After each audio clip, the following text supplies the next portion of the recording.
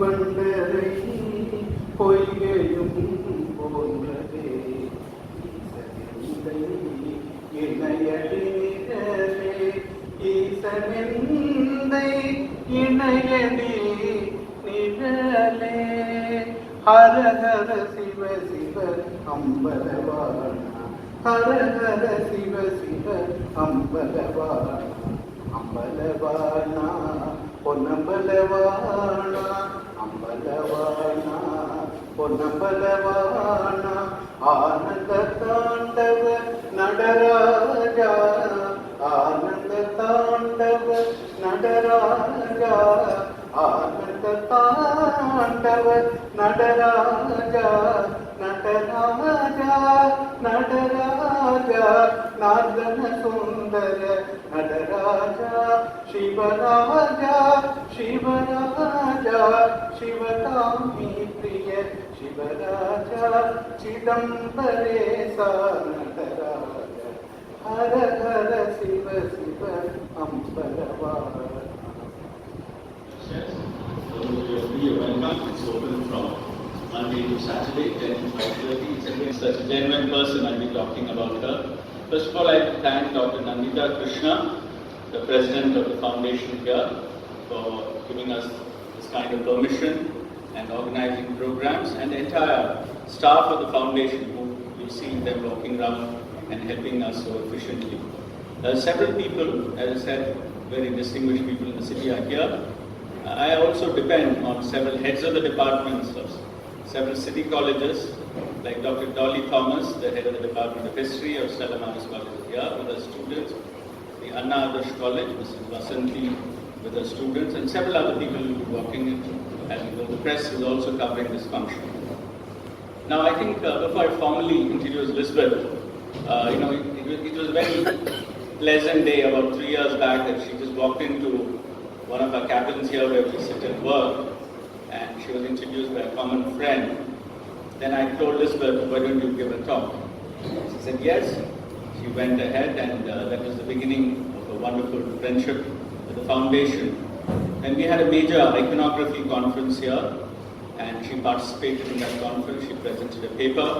The proceedings of the iconography conference are available in the library. Those of you who like to have a look at it, please do look at it.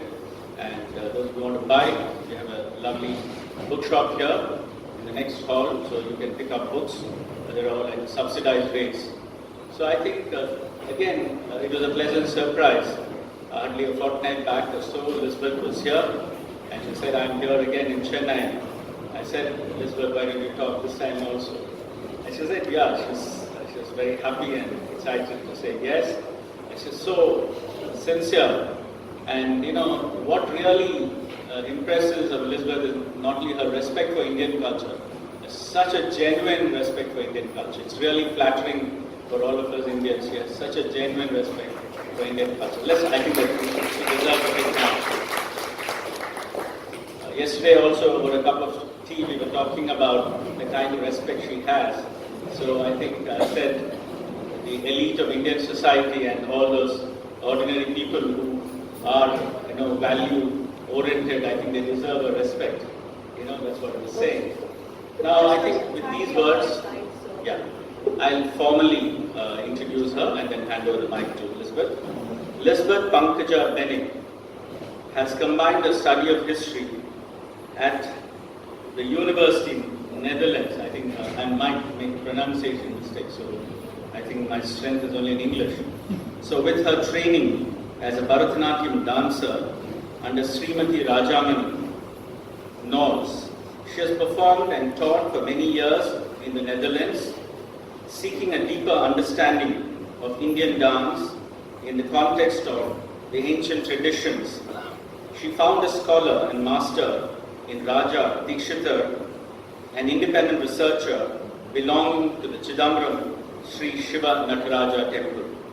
In the past few years, Liesbeth has pursued her research interests in Indian history and culture, such as dance, its evolution, astroarchaeology, and temple tradition. She is looking forward to sharing her insights into an historic subject. And if I can make a personal comment, she had certain health issues. In spite of it, she's here in India, and she says, it's affecting my memory, but I'm sure, Liesbeth, with all of us here, it's not going to affect your memory. Welcome to also. Yeah.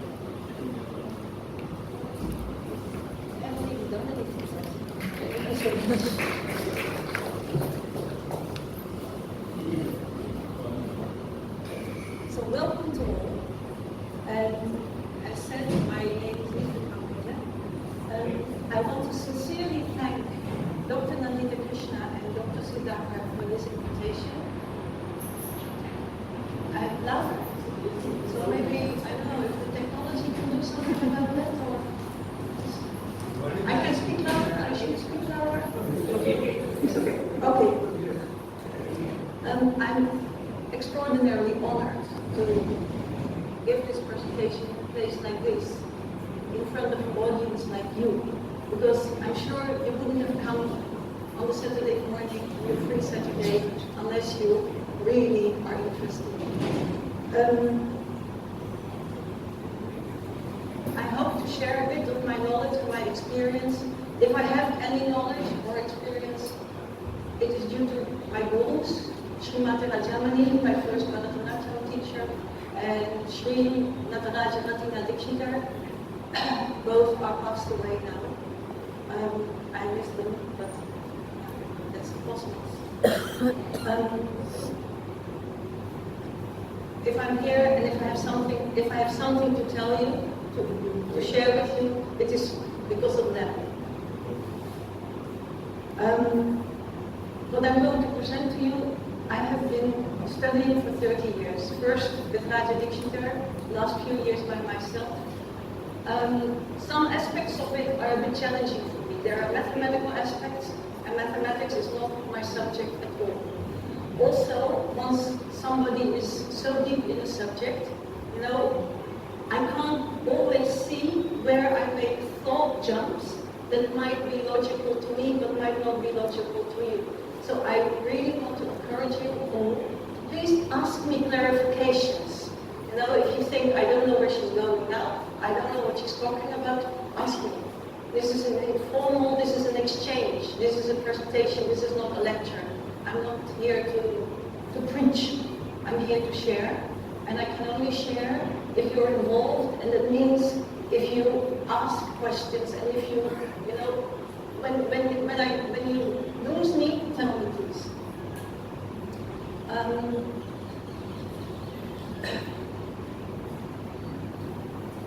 The reason why I'm not the best person to present this subject anyway, the mathematical aspects of it, is I am dyscalculic. That means my brain just won't do mathematics. It's just, you know, it will go flat when I go there. So there also, there may be flaws or stuff. Please just reflect. Just let me know, and I'll explain to the best of my ability. Another point. If I have anything to share with you, it is because of the generosity of India in its civilization and its astonishing achievements in the past. If anything I want to say to you as Indian people, to you, to your ancestors, to your civilization, to your nation, thank you. If my life has been valuable and worthwhile, it is because I have been shared, I have been given all this beautiful knowledge, the arts, the dance, the mathematics, the mythologies, the temple art, the everything around it. No, it is a cosmos in itself. And it has so many aspects, and we're going to touch upon some of these, and I'm going to do it also a little bit fast. So I may lose you, please let me know, then I'll put a break on.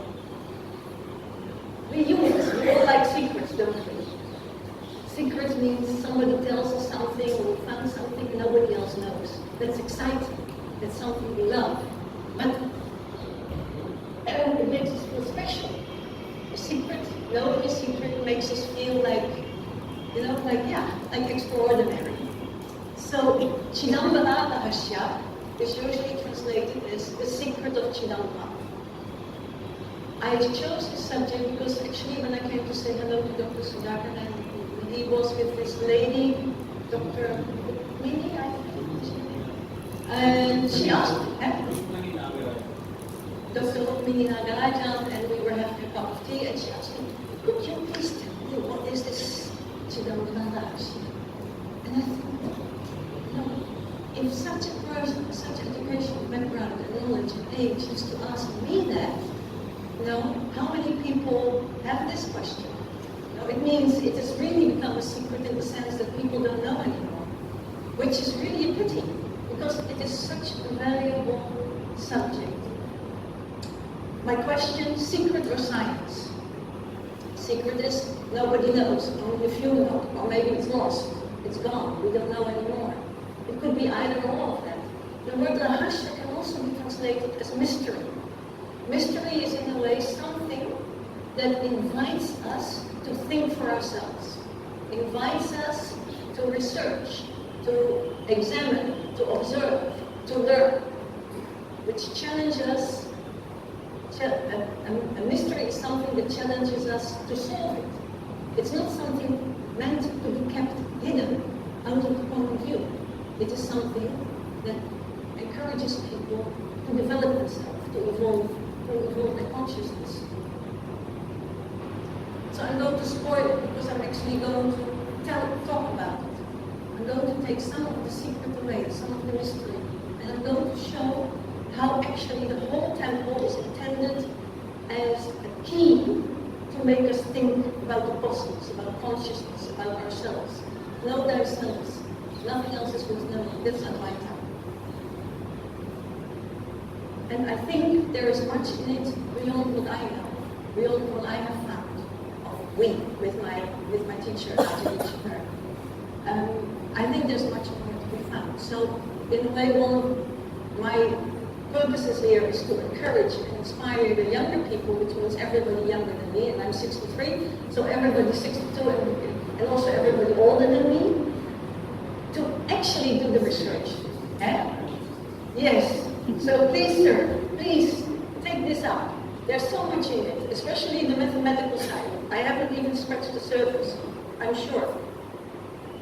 So, here we go.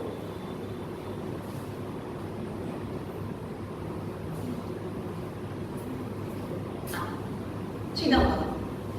I think everybody knows it. The temple of the dancing Shiva, about 250 kilometers from here.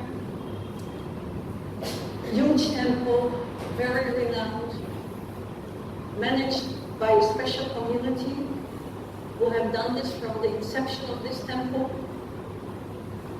Now, I could tell a lot about this whole temple. Today, I'm going to concentrate on the Sabha. The Sabha is the shrine with the golden roof in the center of the temple. It is where it all happens. It is where the secret is. So let's see about the secret. Secret or science? So what is science?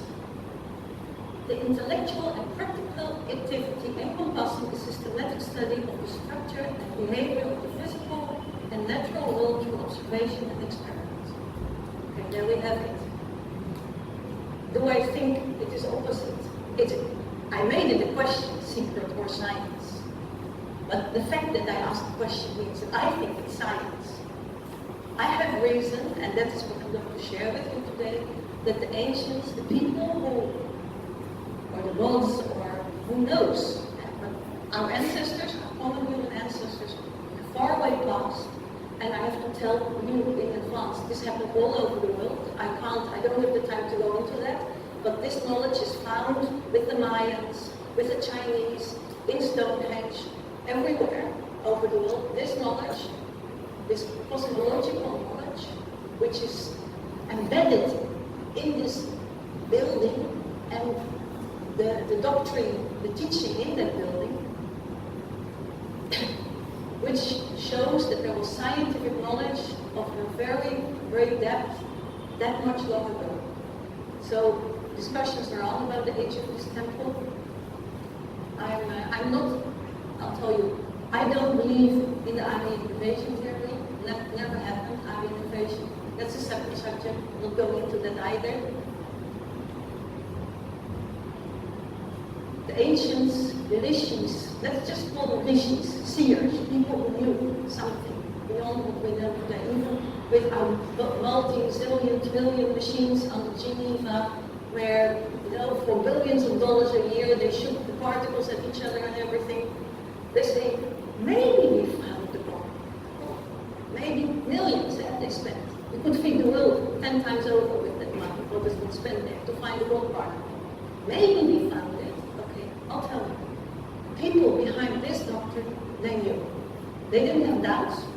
It wasn't faith, it is something they knew. And they knew, how they knew? They knew through mathematics. They knew through the mathematics which bind this whole cosmos together.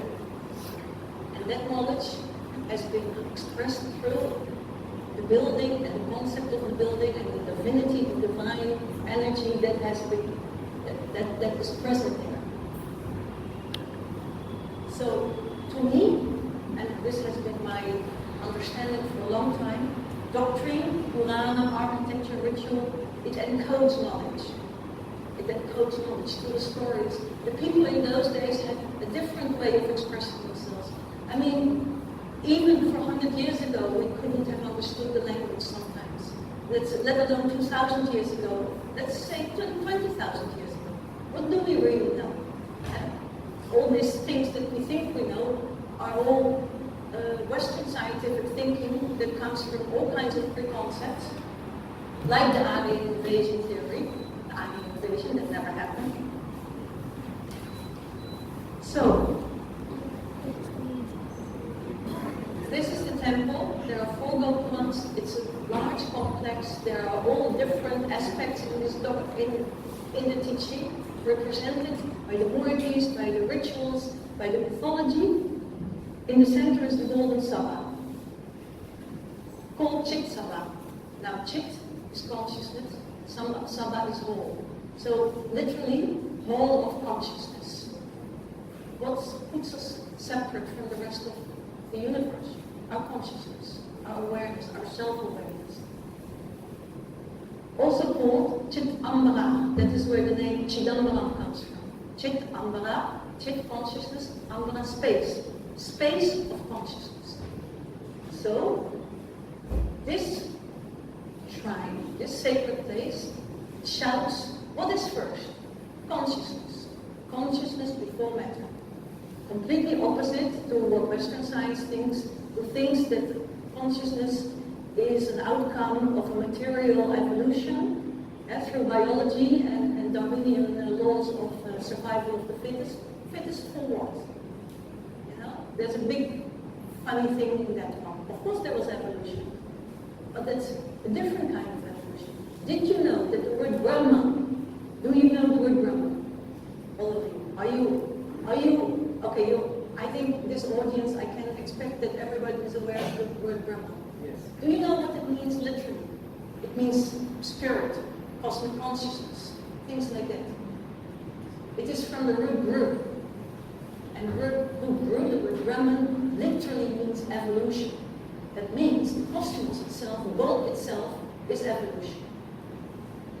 And that is what the ancients are trying to tell us, or are telling us. Okay, this Chit Sabha, the golden roof, that's the famous part.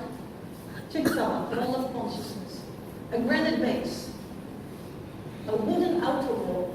It is one of the unique structures and characters of this temple that the sanctum, the central sanctum, is a wooden structure.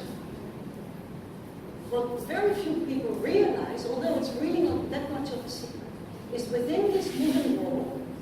I mean, the construction is not from wood because it had to be of wood. Yes, it had to be of wood, but it's not because the people didn't have granite or something like that. Because within the walls of this wooden structure, there's a granite passage. That is something, it is not a secret, but few people realize it, few people are consciously aware of it. Within that sacred space, the divine is represented in 3 ways. As form, which is the Nataraja, as formless form, which is the Shiva Linga, which is an abstract form of the divine. And the formless, that is the Akasha Lingam, that is the Chidambara Rahasya. That is the big secret. So here is the structure. The shiny pillars around there, they're from the renovation from about 150 to 100 years ago. So they are not part of the original structure. And the base is in this photo still plastered with white tiles. I understood, I've seen it also for the last Kumbhabhishekam, that was removed. So again, you can see the granite of the base. There is some molding that could give us kind of tentative dating, if we want to do that. Then above that you can see a little bit of the wooden structure, the wooden outer wall of this sabbat. It is not a Garbhagriha, that's very important. It's not a Garbhagriha. Garbhagriha is always square. That's a different cosmological concept. It's also cosmology, metaphysics, the Garbhagriha. This is a sabbat. This is not a Garbhagriha. Actually, its form is a rectangle that is twice as square. I do not have access to the measures, the exact measurements. They could bring up very interesting mathematical information if we had access to that. I've tried to get access to that, but it's never been possible. And then the last thing, of course, is the golden roof. I missed it from the now.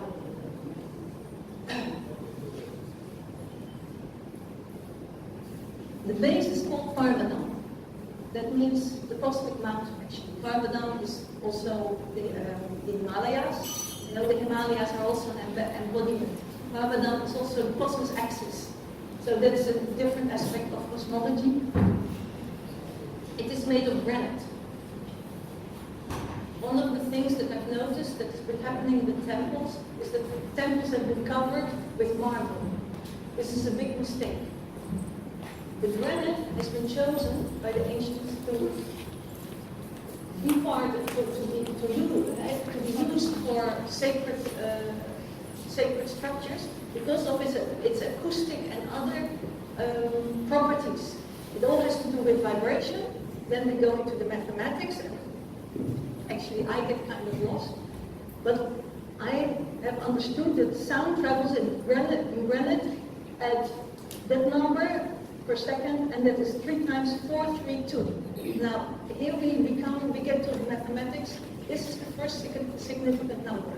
The people among you who are aware of yugas, timekeeping and everything will recognize this number. This is a very important number. And with that number, all kinds of stuff happens. And then I get kind of lost, so I will try to share it with you. There is a sort of, in a way, everything in the universe is vibration. So the sound travels through granite at this specific vibration, which is 432 hertz, which is the tone A in Western music. And that has been found by research to have a significant impact on human consciousness. So when chanting happens in a granite structure, things happen with that vibration and it interacts with human consciousness. Research has been done about that. I can't go into that here. You can find it all online. Research is being done in places like the pyramids in Egypt, the pyramids in Middle and South America, the Mayan pyramids, other places, some stone walls in Ireland. And it turns out that these vibrational properties of granite are used in ancient buildings to create certain sound effects that have an impact on human consciousness and can, for instance, help people to go into trance, to connect to different levels of consciousness. So that is the function of granite. People will ask me, then why did the Pallavas build in sandstone? That was a question I had. You know, why did they also had all these cave temples, but their big structural temples are sandstone. I was in Kanchi on my way here to Chennai, and I found at certain places in the sandstone structures, there are layers of granite. First of all, the base, the foot of where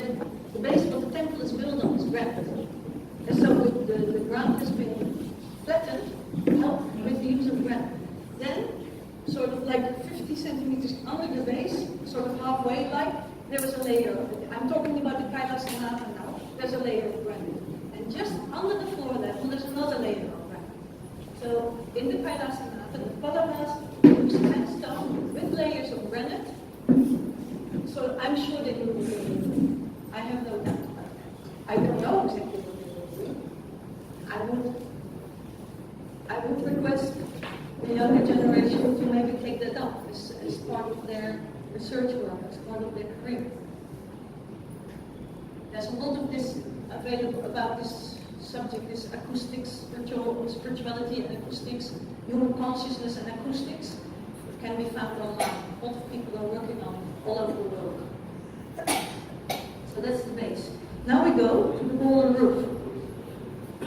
This golden roof is told to be special, to have some special things in it. There is these numbers.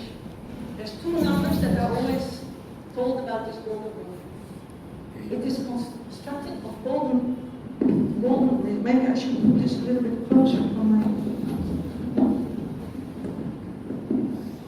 It is constructed of 21600 golden platelets. The platelets have been described with Om Namah Shivaya. There might be significance there also that I'm not aware of directly. I mean, one angle of research could be to go to what this mantra does to human consciousness. And it's explained as the number of breaths a human being makes in one day. I know Raja was always challenging. How do we know the number of breaths people take? You know, some people breathe fast. If we run, we breathe faster. If we're asleep, we breathe slower. What is this nonsense? You know, what are these people talking about? What is this? Okay, we're going into that. Then 72,000 golden nails hold this roof together. Again, this number seems to be just, you know, something somebody made up one day. Okay, so now we get into the mathematics. If I lose you, tell me. Put up your finger and give me a shout. In South Indian traditional timekeeping, a day is divided into 60 nadi, or gatika. Then each nadi is divided into 60 vinadi. And every vinadi is consisted of 6 asu. The word asu means breath. Sometimes the word prana is used. I'm using the word asu for a reason.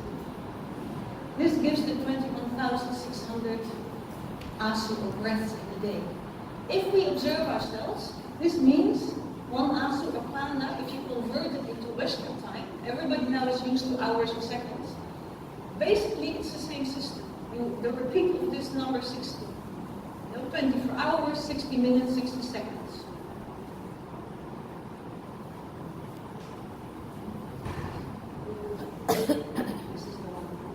So you get to a different number, but that number is again, that is 4 times that number. So it locks, it connects.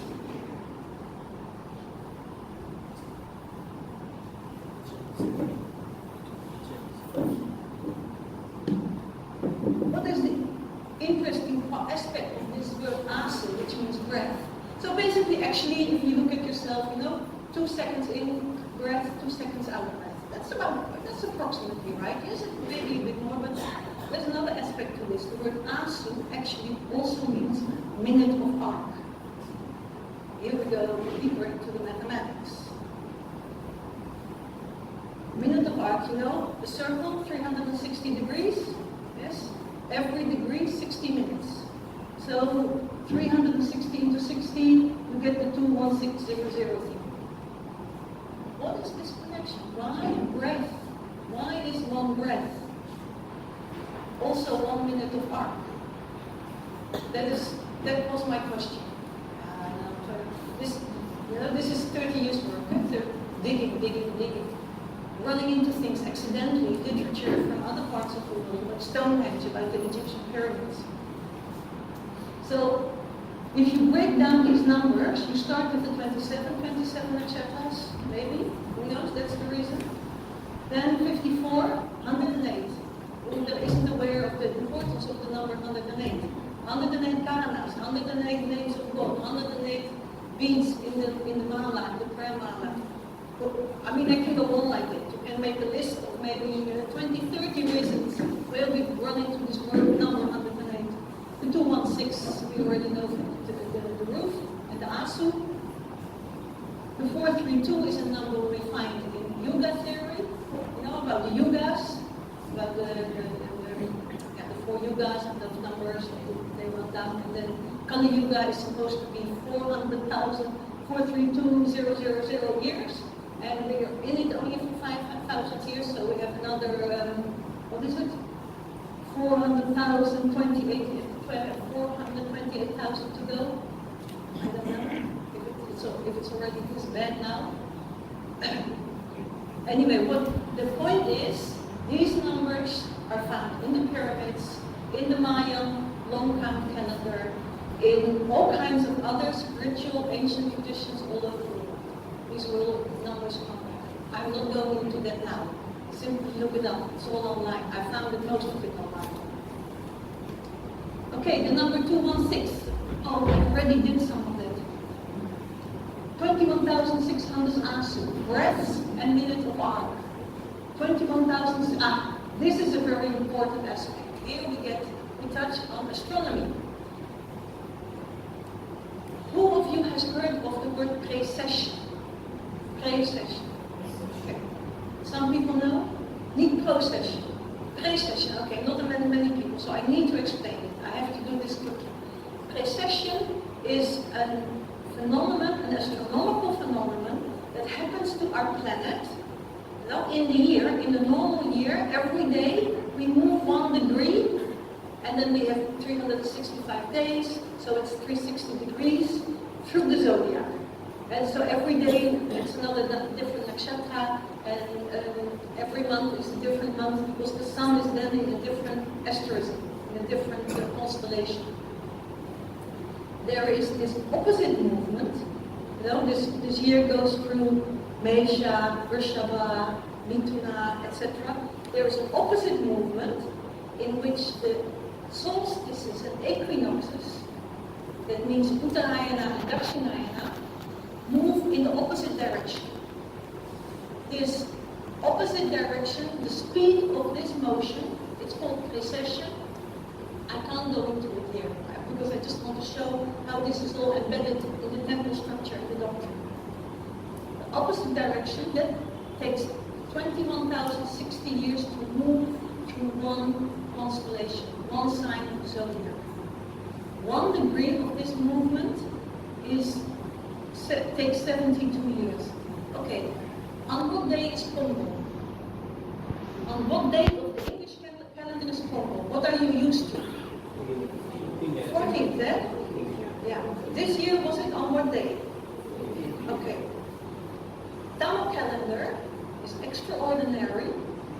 It's a sidereal calendar. That means it follows the movements of the stars itself. It actually follows precession. Uttarayana was fixed on Makara Sankranti, and that happened about 1500 years ago. In that time, Makara Sankranti has moved. That is precession. The movement takes 72 years for 1 degree. Here again we have this number 72. To move through one side takes 2160 years. Why? I don't know. It means the Earth itself, its astronomy, its place in our cosmos, in relationship to the moon and the sun and the other planets, means those numbers are fixed in that. How extraordinary is that? This is mathematics. This is higher geometry. This is astronomy and biology, because we even breathe in that speed. The number is even fixed in our biology. Look it up online. There, if you want to understand more about it, about this precession. So, the solar radius is approximately 432.5 miles. The speed of light is 432 squared, or 186 miles per second. That depends, of course, on the fixing of what the mile is and what the second is. So this whole system is so fixed together that Also in the West, we basically keep the same system. That's all science. It's called gematria. Gematria, look it up. One person called Karl Monk did a lot of research on this. The whole Earth is actually shaped on the basis of these numbers. 1 nautical mile is 1 minute of arc, 1 ASO of the Earth. That is because nautical miles have been fixed on the circumference of the Earth through the poles. So we use again the 360 degrees, we go to 1 minute of arc, 1 ASO, and that is 1 nautical mile. So our measurement system, our whole measurement system is based on these numbers. And on the dimensions between the pramana, the dimensional, the relationship between sun, moon, and earth. These numbers come back even in the Bible. You can find these numbers. So this is again, you know, the Indian day, especially the Tamil day. The Tamil calendar is in this respect even more specific than the North Indian Vedic calendars, because they are lunisolar, while the Tamil calendar is sidereal. So it exactly follows precession. Okay, one more other example. Adipiraku. Everybody knows Adipiraku? Adipiraku is when?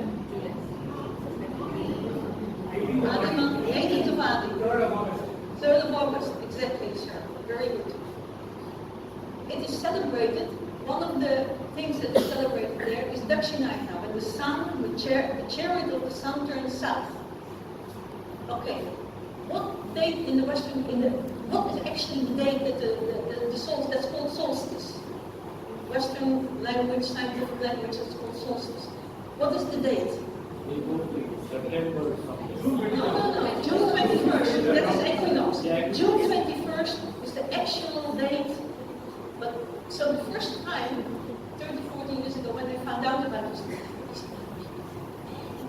why are they celebrating solstice? You know, like for instance, monuments like Stonehenge are all fixed on for solstice and equinox. Equinox is the 21st of March, when the days are equal length. So, you know, they have all through human history, they've been very important dates, and a lot of sacred structures, spiritual sacred structures and spiritual traditions are based on these dates, on these calendar phenomena. So why does Tamil Nadu celebrate Adipiraku, summer solstice, the Dakshinayana, on the 3rd of August? I thought they're crazy. No, Tamil calendar is not crazy. This is a date that was fixed 4,500 years ago. Or 3,500, I'm sorry, where you look into one day, I mean, sort of 1 day difference, 1 day shift, takes 72 years. It's about 45 days difference from the actual physical Dakshinayana. So 45 into 72, how many years is that? Somebody, I'm not good at it, I'm lost now. I think it's about 3,500 years. So this date, this festival was fixed in 1500 BC, when the Tamils were supposed to only be built the megaliths. Remember, megaliths all over the world, our calendars are sacred and have scientific knowledge embedded in them. For instance, Stonehenge, that's the best example. But basically every megalith has it. I'm sure the Indian megaliths have too. So the Tamil calendar and the Tamil civilization at this calendar, when my ancestors in Europe were walking around with bear skins and living in my country, it was a swamp. No, there wasn't anything there except, swamp. Okay. But the Western calendar does follow the similar method, only we have divided it into 24. So instead of the Vinadi, one Vinadi would be 24 seconds. So there you end up with the seconds, and we've done it the other way around. Don't ask me why, that is all part of history. But it was also based on the same number and geometrical system. 108, the number 108 is key to eclipses. The diameter of the sun is 108 times the Earth, and the distance is 108 suns, and 108 moons between the moon, and then, so anyway, if this Samana, this ratio, didn't exist, we wouldn't have eclipses. The fact that we have eclipses and that the whole system is set out in such a way that we have eclipses. And I think the ancients were aware, and I think that is the reason behind this concept of eclipses. I also think energy things would be happening in those days. It is said that, it is told that people thought it's dangerous. I think it's not so much dangerous as extraordinarily special, and unless people know how to sort of work with that energy, it could be dangerous for people. You could go back, I suppose. If you don't know, so they told people don't look at it, stay inside, don't do. But the sadhana people, the people who did sadhana, they like for instance my Raja Dikshiter and other Dikshitars, other sadhanas, they will sit in the water till their neck and do japa. Because on the time of an eclipse, every mantra you do is like 100,000 times if you do in a normal time. So it's extraordinary time. It is extraordinary because the chance of this happening, this setup between moon, sun, and earth to create these eclipses is so rare that it's among you. Calculate this, the chance that this could happen accidentally. The whole thing of Western science is that everything happened accidentally. Can't be. You can't get this accidentally. It's all built in the structure of the universe itself. That's what the Chidambara Rahasya is about. That's where I'm going. I'm going to try and show that to you. Okay, the 72,000 nadi. One word for nadi is the veins in the body, where the yoga energy cycle circulates. In the other side, it's a time division. No nadi, me nadi. So it is both time and biology. I think there's something in there. I haven't quite got it yet. The sacred numbers in mathematics. I stole this from the internet from somebody. It's not my own work. I can't do this. Other people are doing this. So people among you who like mathematics, go into this. I'm sure there is a lot more to discover there. Platonic solids, the angles within the platonic solids, you get all those numbers again. The relationship between Earth and Sun, Earth and Moon, again the platonic solids, sort of 216, 72, 144, it goes on. So we have, on the one hand, we have Asu as breath related to biology, to us, our bodies. On the other hand, we have the Nadi from yoga, where the pranic energy circulates, consciousness. There, opposite, Nadi is time divisions. Again, the number 360. And on that side, the Asu as the minute of art, geometry, space. So a relationship is created between biology, consciousness, geometrical space, and time.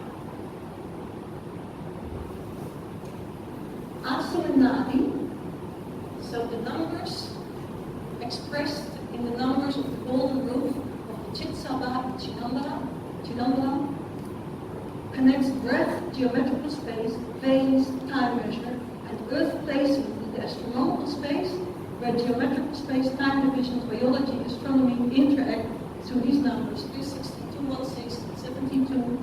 There lies the secret of the universe. That is the essence of Akasha. So now we get to this Chidambara Rahasya. Here are some of the things where it comes back. I don't have the knowledge to, and also not the time to explain it all. Fibonacci sequence, Vedic square, the Vastu, 9 by 9, you get again the 108 and the whatever. Something called Metatron's cube, which is a Western Jewish or Neoplatonic concept, spiritual concept. By the way, I don't think Plato and Pythagoras got their things by themselves. I think they were traveling. It's not that far. It's not that far. The Western historians sort of, India sort of, there you have Greece, there you have India.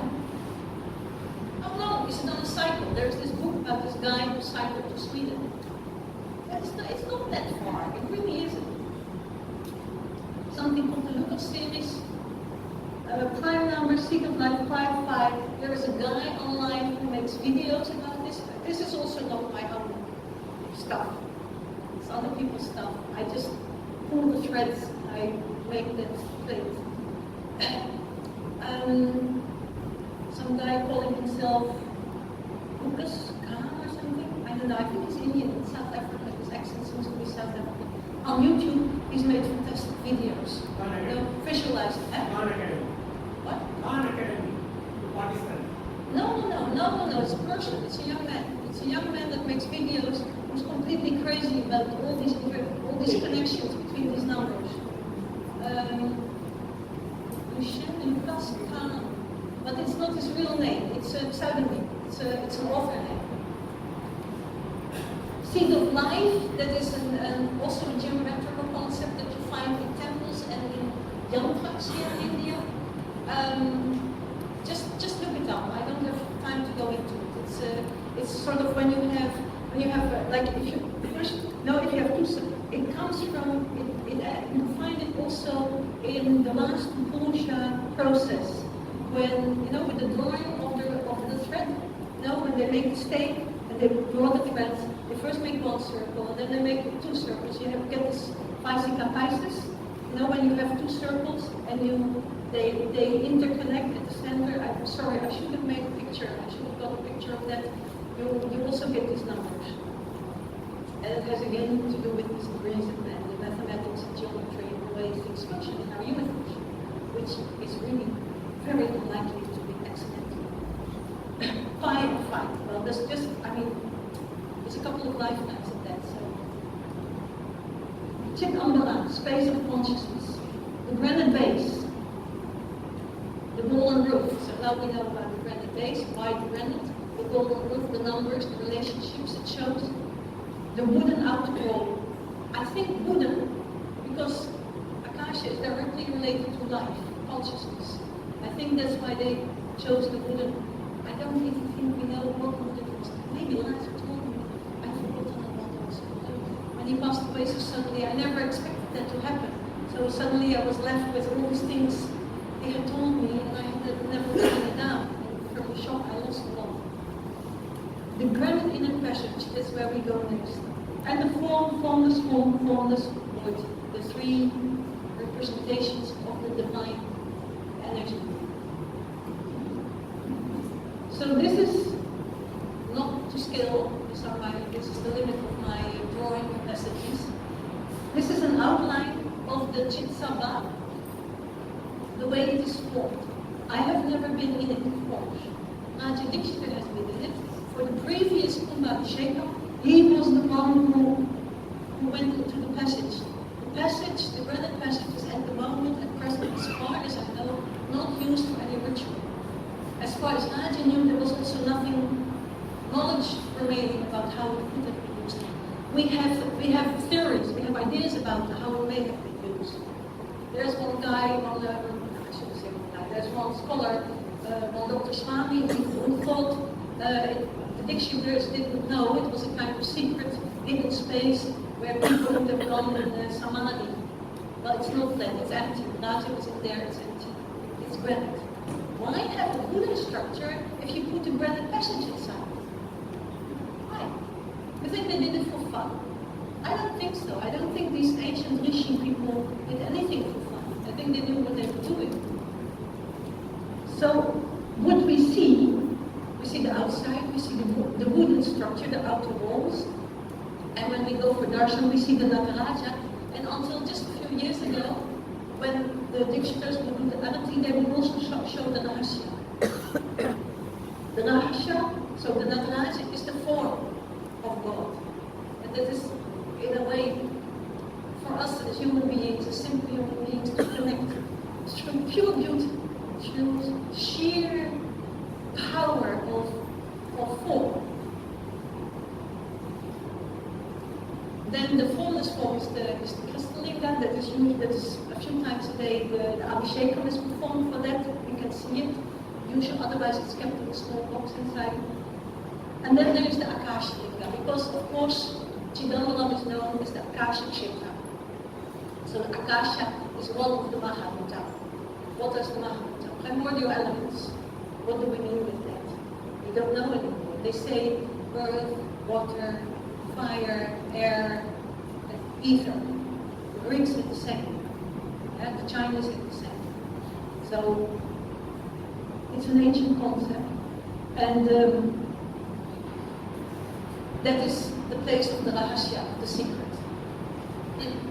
So, till a few years ago, the dictators would perform the arati for the Nataraja and then for the Devi, and then they will go to the Chidambara Rahasya and they would open the curtain.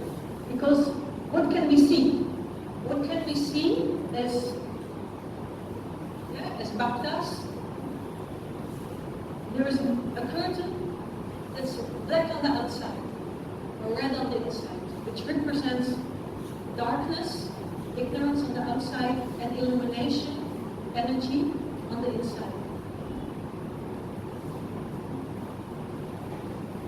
Behind is a wooden board. And from the wooden board, in front of the wooden board hang the bilva leaves, the bilva leaves. Every day a special puja is performed at 7:30, between 7:30 and 8 o'clock before the main puja, the 8 o'clock puja. And since 91 or 92, at the time of the festival, I think it was the 5th day or the 7th day, I forgot. I'm sorry, I forgot. I don't know, maybe the dictionaries will tell, maybe they wouldn't, I don't know. A night-long ceremony is performed for the Akasha Linga, for the Rahasya. And one of the things I know of this ceremony is that the scent from this Shiva cat is used. Yeah. Krishna Pingala. Krishna Pingala is called. The puja had not been performed for some 250, 230 years. Raja was the first dictator when he was the acharya of the festival. It was the first time that this ritual was reinstated, was performed again. But since then they've been doing it every festival. I never asked him. I mean, I didn't need to try to sort of deeper secrets, and I thought we were working on it. We were looking at proof, physical proof, to connect these things. Nataraja Devi, Akasha Rahasya. Now, somewhere in the floor there, or in the space is the Akasha Linga. There is a yantra there. This is a different version of the same drawing. Form, Nataraja, formless form, the Linga, formless. I know the yantra there is a variation of the Sri yantra. But I don't know, but I heard different things, I read different things about it, that it is a Sri yantra with Shiva Parvati in the center. I don't know. I don't know what it is. The thing is, it's the Akasha, and this Akasha concept is interrelated to this whole concept that is reflected through all these numbers, through the geometry, through the biology, through timekeeping. So the Nataraja with the 5 activities, that's not the subject today. This is not the Nataraja Chidambara, this is a different Nataraja. A crystal linga. Okay, the black white curtain, the wooden board, strings of gold, the yantra, daily puja, twice daily puja. Akasha, what is Akasha? Akasha Kshetra. The Akasha Linga is there. Akasha, space, ether. So what is space? Is it the space here? There's a few things. That's one part of the research done very deep into what the ancients have said about Akasha. And from different darshanas, and different traditions, different texts, this is the list of the main qualifications of the Akasha ether. It's the first of the Mahabhuta. So you have this whole thing from cosmic consciousness through Prakriti and Purusha down through all these different layers of subtle creation consciousness. And consciousness first, The Mahabhuta, the material reality, is the last to come into being, to vibrate, to take shape. And Akasha is the first of those. I can probably have a whole lecture just about the Akasha and such.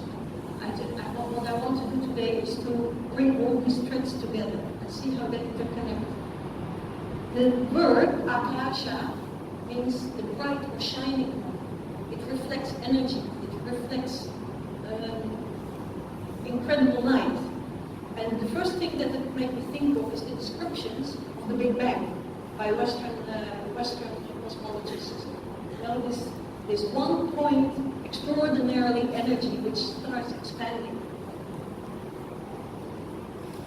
All the Mahabhutas have a kind of tanmatra. Tanmatra is a subtle characteristic, and there's different ways that these things have been described by the different darshanas. But one thing they all agree is that Shabda, word, sound, vibration, is the characteristic of Akasha. It's the tanmatra of Akasha. It is described as non-atomic. The other four elements are described as atomic. That means they have parts, particles. Now the interesting aspect here is that in Western science there are four primordial forces. The strong nuclear force, the weak nuclear force, gravity, and electromagnetic force. The first two, they work at very short distances within the atom. The other two work on the level of the whole cosmos, on great distances. And we know, of course, Western astronomy or Western cosmology is already stuck for about 40 years because they cannot connect gravity with the other three. I can't go into that, I can't prove it. It's one of the reasons why we have not really published it that much.